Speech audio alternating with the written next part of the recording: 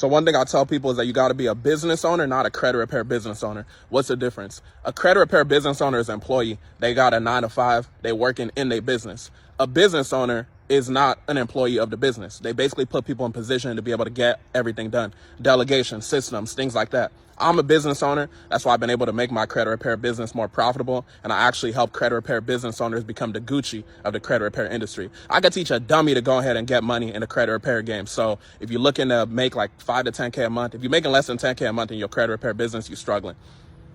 If you're looking to get to the next level, go ahead and comment mentorship down below. I'll help you get to the next level. Let's get it.